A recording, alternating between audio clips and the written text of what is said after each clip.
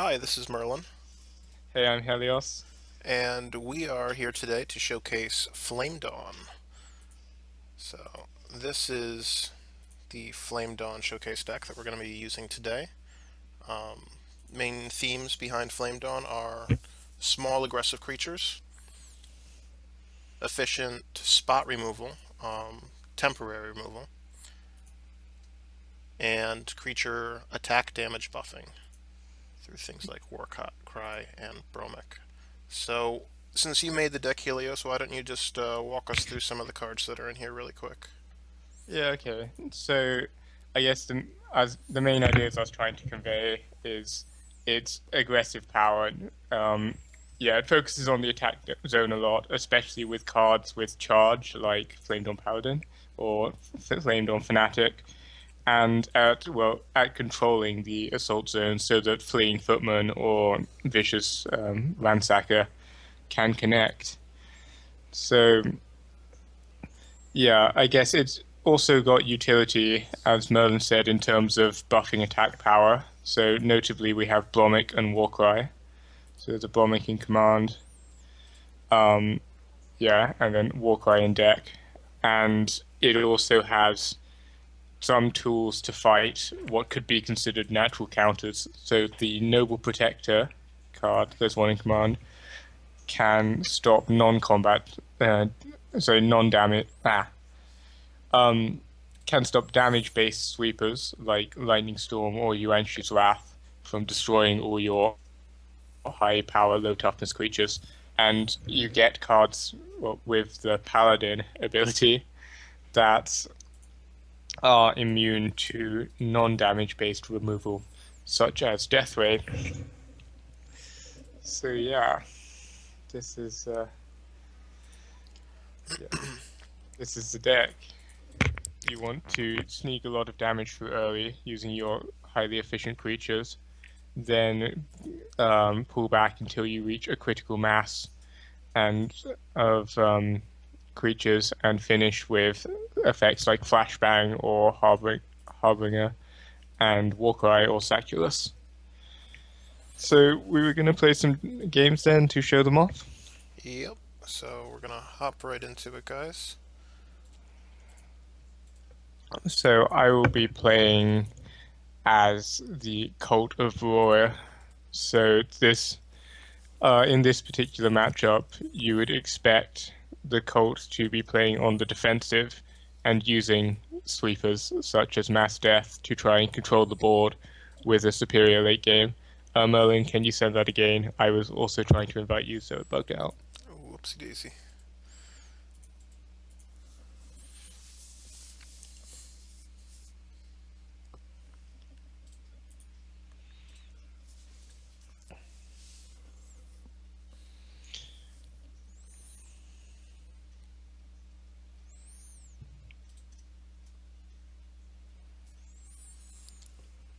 All right, and then the basics behind the deck are you want to try and curve out every turn you can.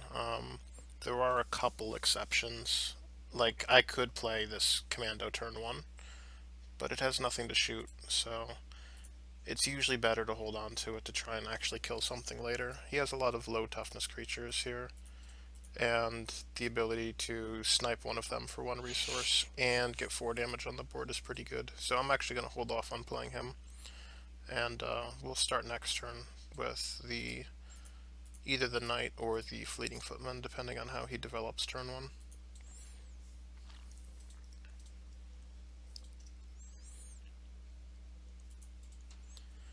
And we're going to go with the knight. It's a smidgen slower to start, but it actually gives me a little more staying power in the assault zone than the fleeting footman does. And he's made a little scary demon, which is the kind of thing we were waiting to shoot with the Flame Dawn Commando. So that nullifies his last turn. Basically was spent making the demon. We got to play the knight. Now we get to kill the demon, and hopefully we get to keep the knight. We'll see what he does.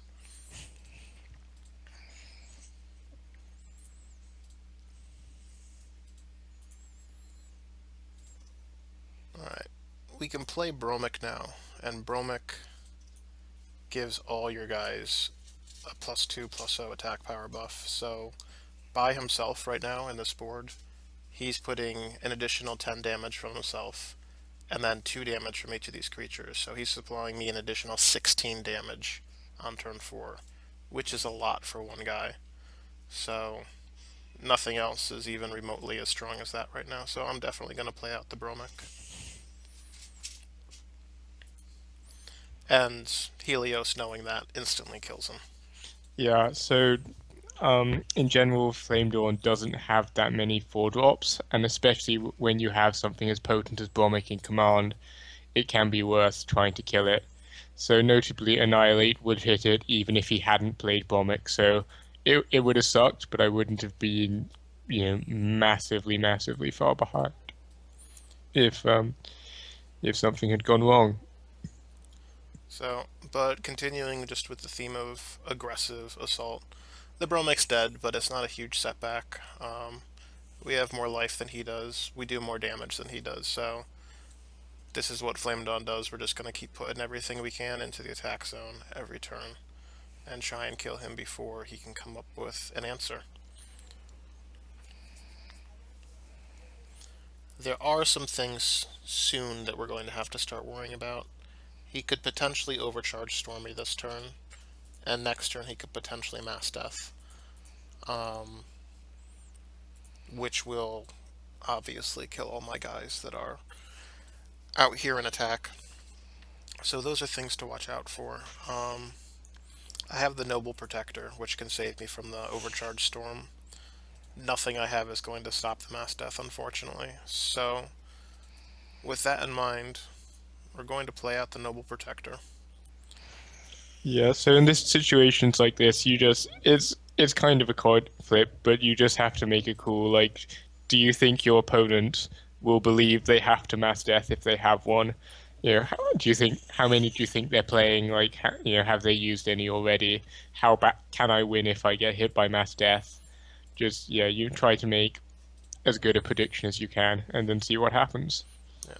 Since I don't know what he's going to do, and he has the potential to do both, I'm up a decent amount of life here. For the record, I've locked in my turn. Yeah, I can't afford to lose all my guys, but I could afford to lose some, and I'd still be alright. So this is how I'm going to do it.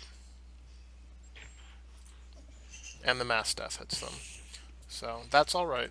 It's not the end of the world. A lot of times people will see that first Mass Death and they'll panic and they don't know what to do now that they've been Mass Deathed. But we pulled some guys back. He could potentially be playing a second one. I happen to know he doesn't run a second one in this list, but I can't afford to sit back in the support zone forever. I do need to make some plays. So we're going to attack here and hope we can get some more damage through.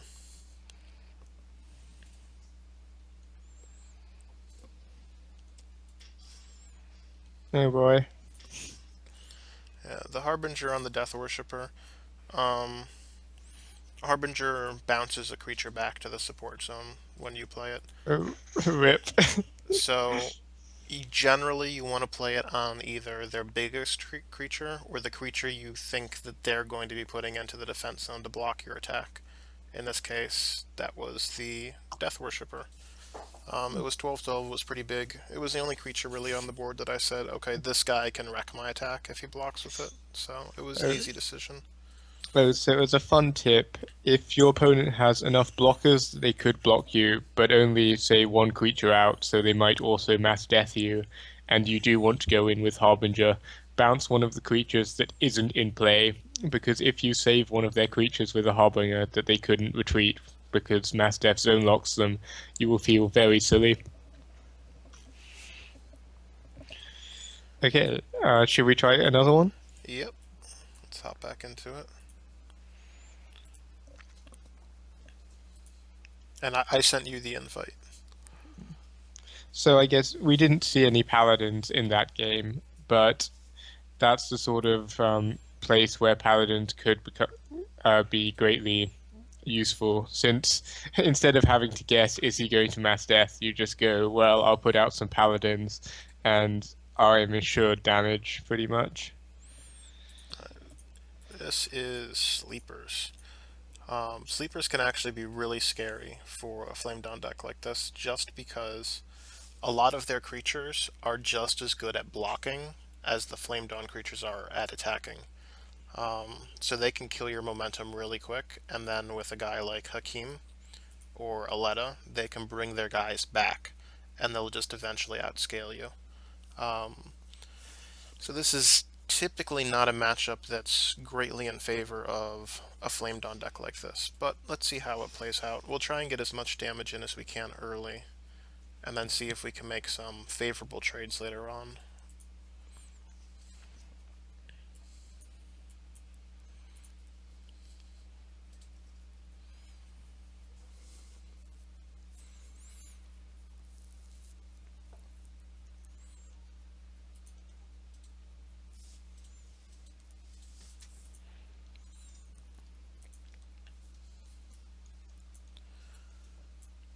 And I mean, already you can see that we're not nearly able to be as aggressive as we were against the the Kov deck in the last matchup. He already has a Bloodthirst blocker who can trade evenly with basically anything I put out. The zombie scavengers will just keep getting bigger. He has two more of these in hand, and the Aletta can recycle them as they die to make more Or blockers. actually, I only have one more of them in hand. I figured, you don't want to, just put too many of them in for the case of showcasing things. Well, I suppose he only has one more of them in hand, but it's still pretty good. So he's played out a Tome of the Dead, which is really tricky for a Flame Dawn deck as well. Paladins can be alright through Tome of the Dead, but if I just empty my hand onto the board, I know that in a couple of turns, everything I played will have died. So I'm going to try and do it a little bit as intelligently as I can. I need to still push damage through, but I have to be careful about how much I commit to the board. The Fanatic will pop back to my hand at the end of every turn, so it's not as in danger from the tome as other creatures are. And the Greedy Ransacker I can hopefully push through to let me draw some cards, which will kind of offset him ultimately dying to the tome.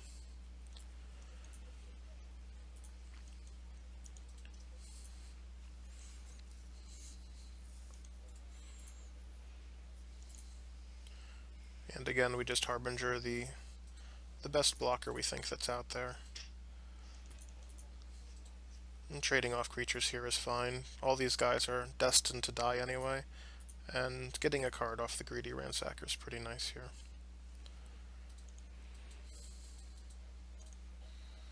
So we want to push in for as much damage as we can this last turn before this tome goes off.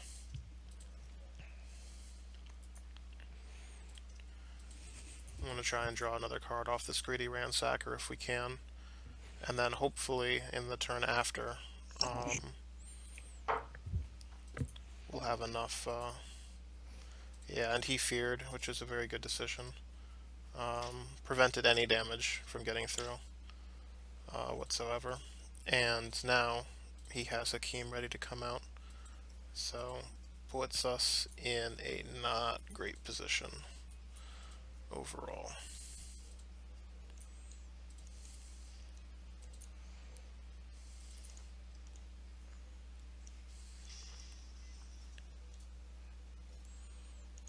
So we can probably expect to get one or two actual attacks through before we're just completely locked out here.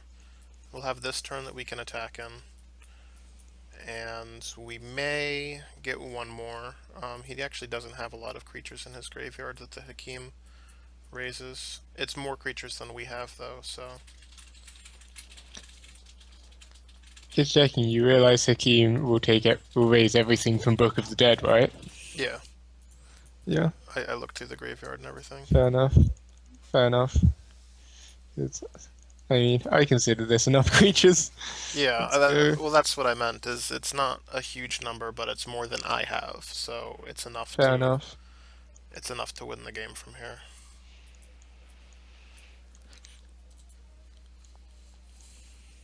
He likely puts a couple guys in defense here, probably four guys, I would say, ish, and attacks with the rest. I have so few guys that I can't really afford to attack or block. I need to try and build up enough of a. Oh, Boomy. Never mind, if he has Boomy, he can just attack with everything, like he did there.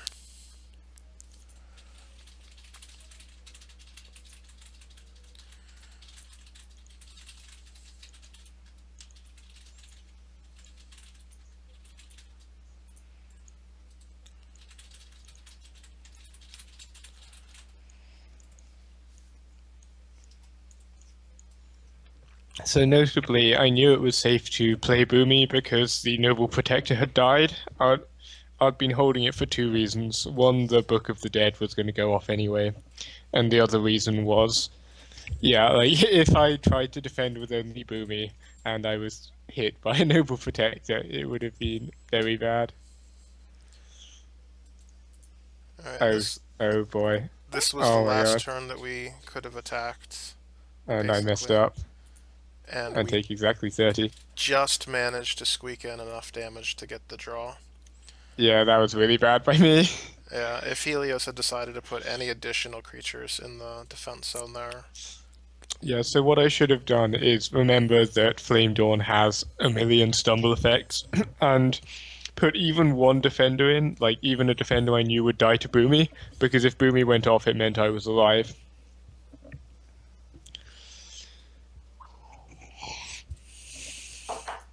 That was just me not thinking things through enough. Whoops. Okay, should we do one more? One more.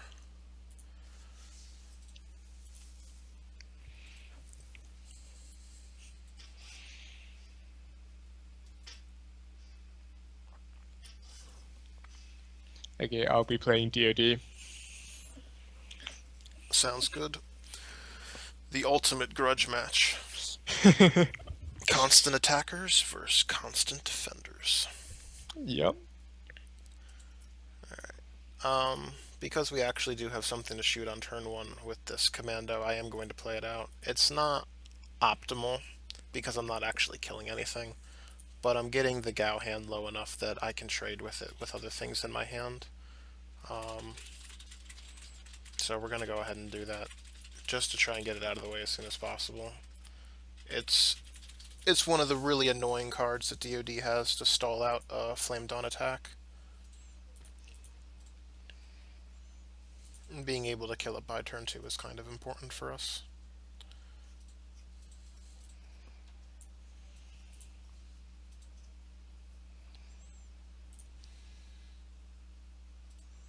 Alright, now this is where it starts getting tricky because he has the Zunshen.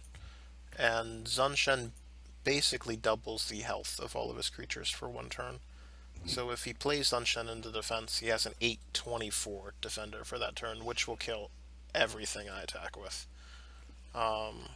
Even just this guy becomes a 6/16. It's really difficult to play against as Flame Dawn. So we're going to play a little bit cautiously, but we need to stay aggressive as well. Oh man, that's annoying. You had priority, so my mug took 4 damage.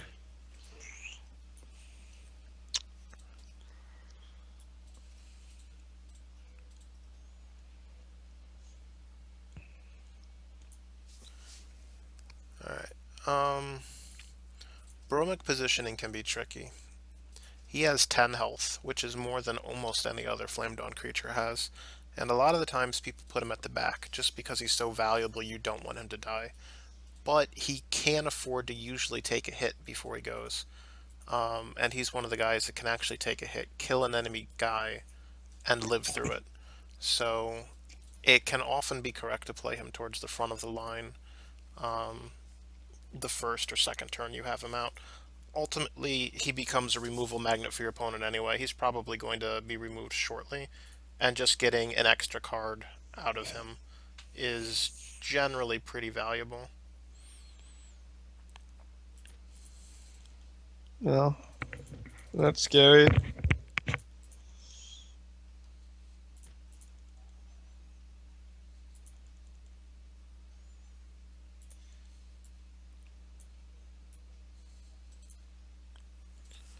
Alright, because the Bromic is so low, and the rest of my guys are low as well, we have to get this Noble Protector out because he's in DoD and he has things like Yuan-Shi's Wrath, which, just wrecks our day. Absolutely wrecks our day. So,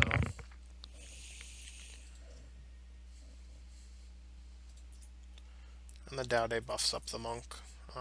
It's not unexpected. The Monks have 2 lives, so buffing up their health is extremely beneficial for a DoD player. When they die, they'll come back with the increased health. But he is running low on defense zone options. It is turn 7. Oh,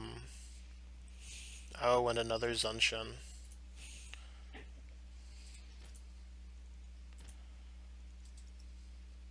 And we lost our Noble Protector, which means we're very vulnerable now to the Yuan-Shi that he just played. It literally kills everything on my side of the field. So, there's no reason to pull anything back. It's going to die if it's in Assault or Support. I may as well get one last hurrah with these guys and go all in case he doesn't use Yuan-Shi.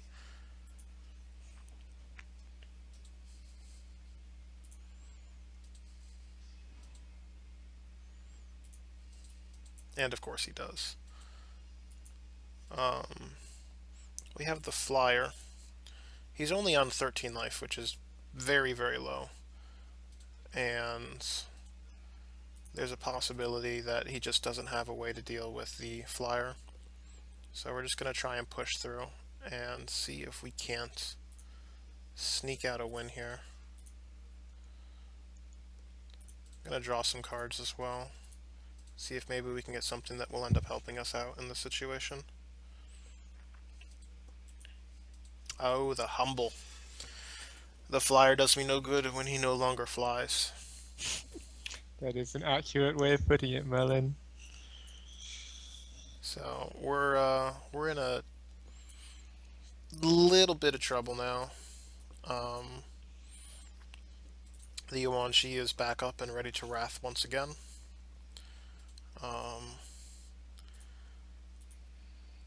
And it's going to be tough to push through these last points of damage. It's going to be very tough to push through these last points of damage.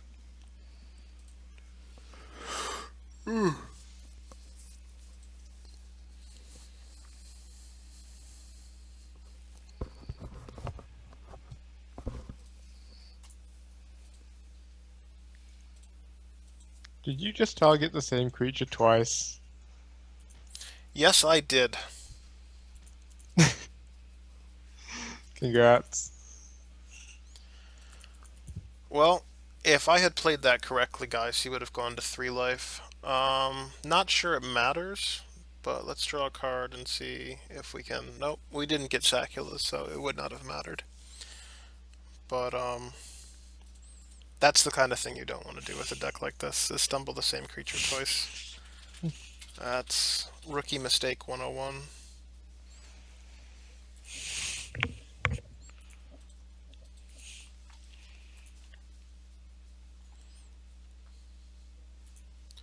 And I have fatal damage coming in here for my morale.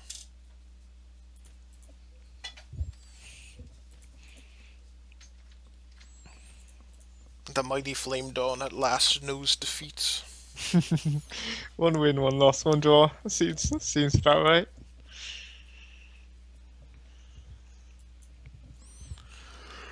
I'm counting that Sleepers one as a win. That was a win in my book.